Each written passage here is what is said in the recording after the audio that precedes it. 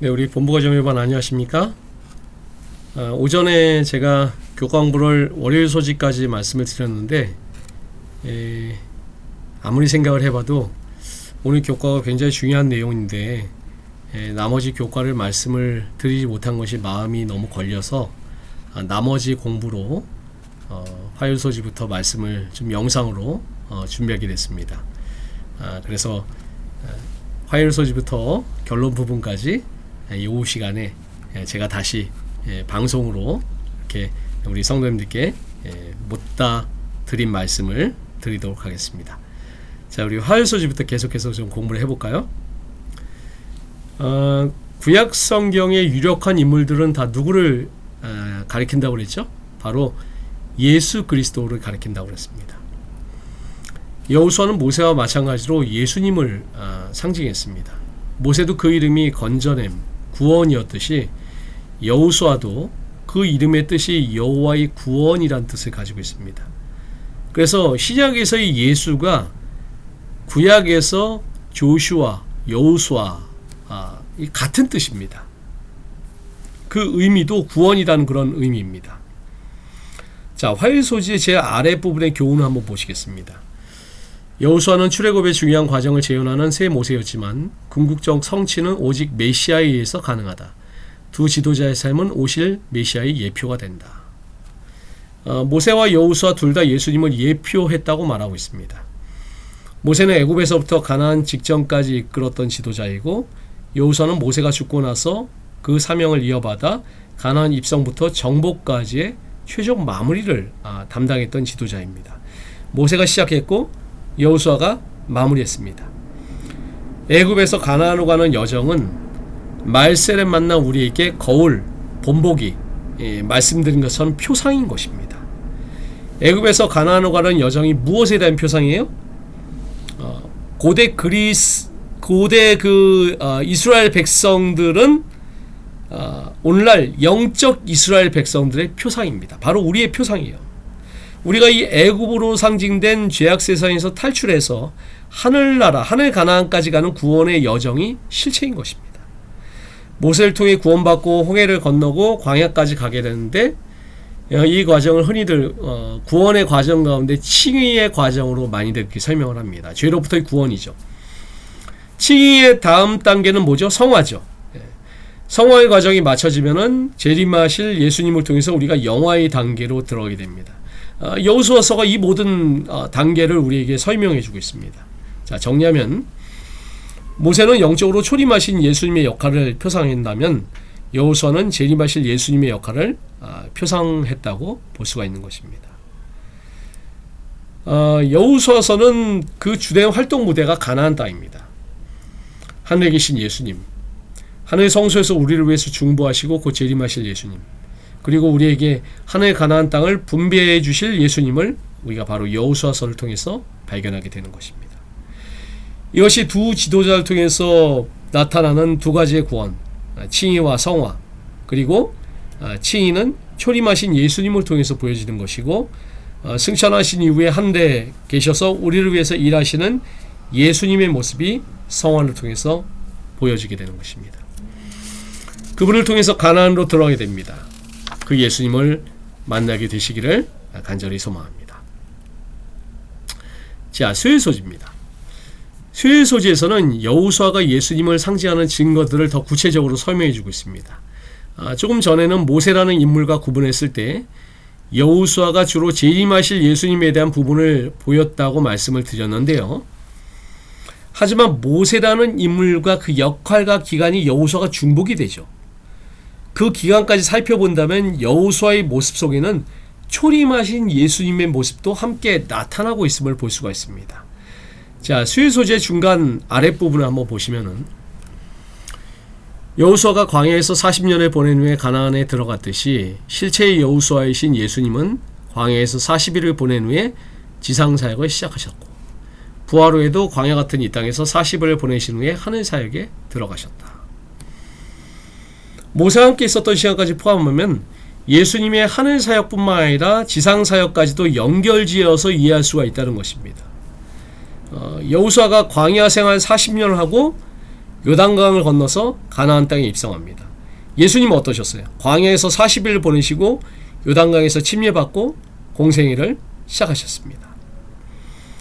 뿐만 아니라 예수님의 한 해 봉사까지 연결이 되는 것입니다.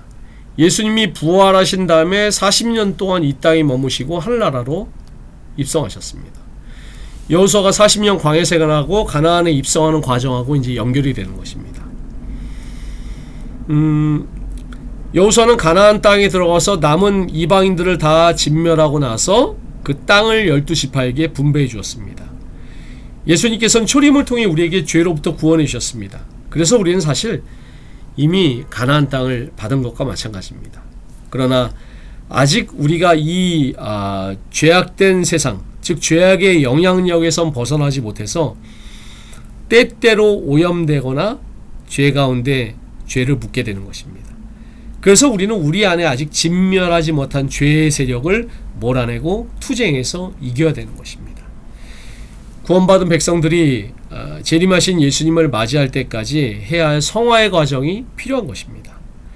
여호수아는 백성들을 위해서 가나안의 그 남은 세력들을 다 진멸했듯이 오늘날 예수님께서 우리 안에 남아있는 죄악의 세력을 물리치고 계심을 믿으시길 바랍니다.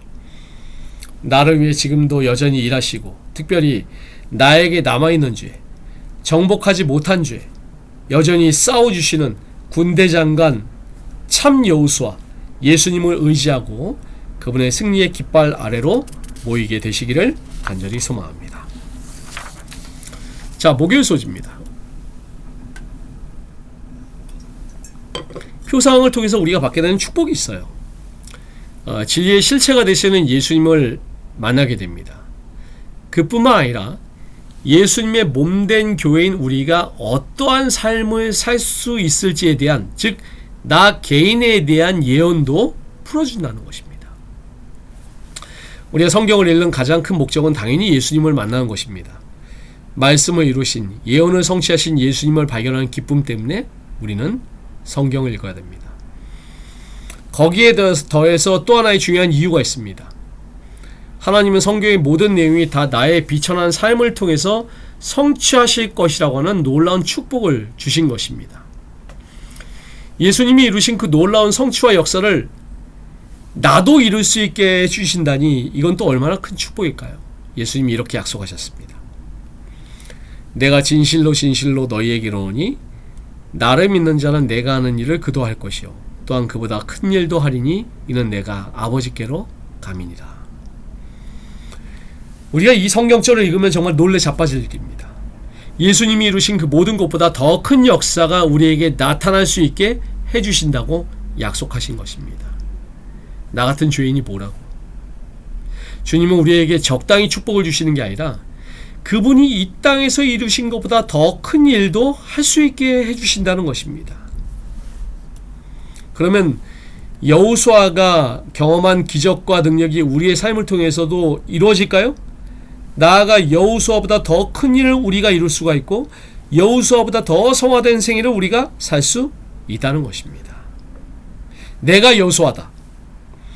나도 여호수아보다 더 거룩하고 더 멋지게 살아갈 수 있다. 이것을 믿는 사람이 받을 것입니다. 여러분 이 사실을 믿으십니까? 우리가 표상에 대해서 이번 주에 공부하면서 특별히 여호수아와 관련된 표상을 공부하면서 결론적으로 우리에게 주신 말씀이 무엇일까요? 그냥 단순히 여호수아에 대한 인물을 공부하는 것입니까?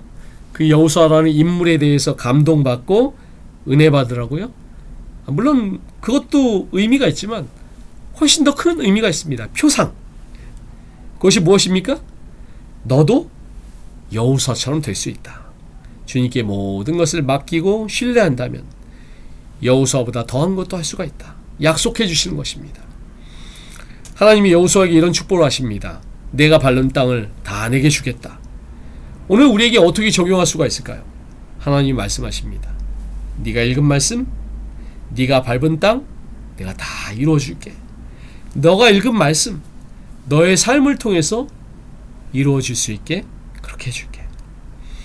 여호수아서에 기록된 모든 축복 네가 깨닫고 믿음의 발을 밟는 대로 그 앞길을 인도해 줄게. 아멘입니까? 이것이 오늘 교과의 결론입니다.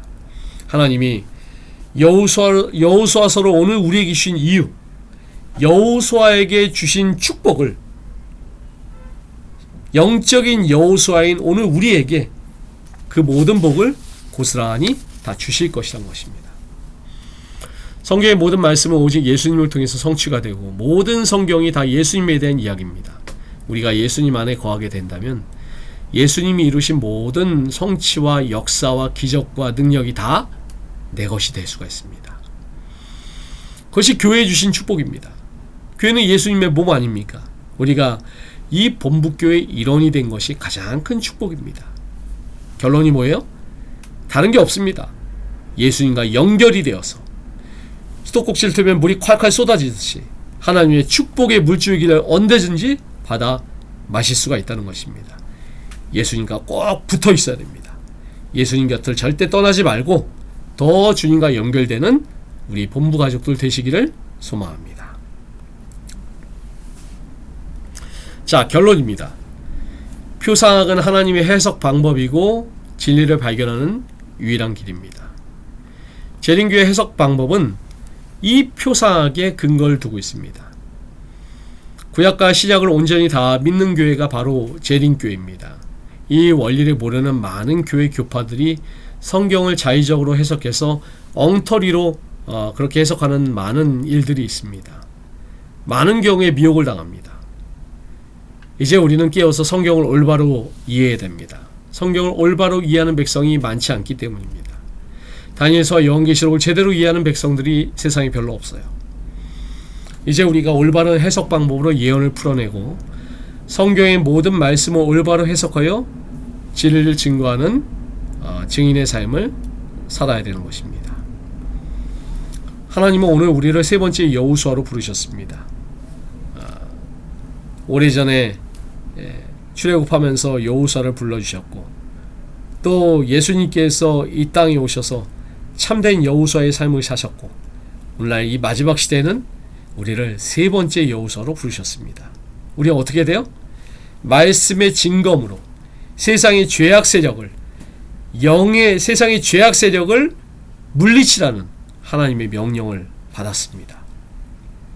그래서 우리가 공부하는 것으로 끝나지 말고 나도 여호수아처럼 말씀의 검을 들고 영적인 전쟁터로 나가겠다는 결심을 하시고 복음의 군사로 거듭나시는 우리 모든 본부 가족들 참 여호수아가 되시기를 간절히 바라면서 교과 공부를 마치겠습니다. 우리 함께 기도하시겠습니다. 우리의 대장이 되시는 아버지 하나님, 저희를 이 마지막 시대에 영적인 여호수아로 불러 주심을 인하여 감사합니다. 저희는 말씀의 검을 들고 주님께서 주신 사명을 가지고 복음을 전하며 이 죄악된 애굽 세상에서 죄악의 세력을 물리치고 하늘 가나안을 향해 나아가기를 소망합니다. 저희가 그 역할을 잘 감당할 수 있도록 오늘 저희가 영적인 여호수아의 사명을 감당할 수 있도록 저희와 끝까지 함께하여 주시옵시기를 우리의 대장 되시는 예수 그리스도 이름으로 간절히 기도드리옵나이다. 아멘. 네, 감사합니다. 행복한 주말 되시고 복된 한 주 되시길 바랍니다. 감사합니다.